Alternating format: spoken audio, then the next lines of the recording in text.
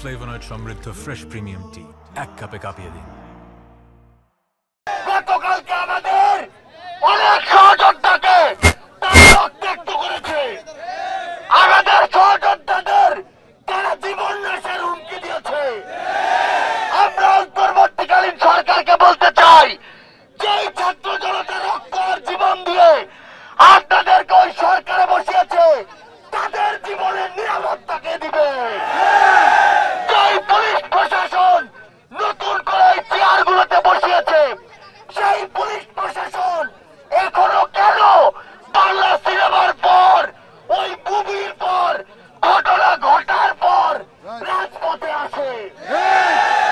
আমরা কেন এখনো 2 ঘন্টা ধরে পুলিশের সাথে যোগাযোগ করে পুলিশকে মাঠে নিয়ে আসতে পারি না? এখন যদি এই অন্তর্বর্তীকালীন সরকার কিংবা পুলিশ মনে করে যে তারা শুধু 9টা 5টা অফিস করবে, তাহলে তাদেরকে চাকরি ছেড়ে দেওয়ার জন্য বলছি। আমরা স্পষ্ট করে বলতে চাই, রক্ত আর জীবনের বিনিময়ে এই ছাত্র জনতা এই বাংলাদেশকে মুক্ত করেছে, তাদেরকে জীবনের নিরাপত্তা দিতে হবে। আমরা দেখেছি খুনি হাসিনার আওয়ামী লীগ, যুবলীগ, ছাত্রলীগের সন্ত্রাসীরা এখনো গাজীপুরে ঘুরে বেড়াচ্ছে।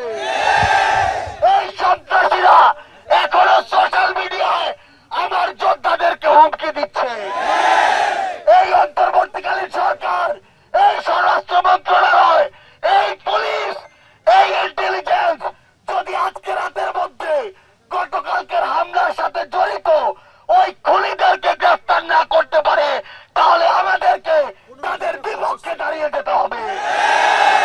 আমরা স্পষ্ট করে বলি, বিগত দিন ধরে আমরা গ্রেফতার খেলা দেখতে পাচ্ছি।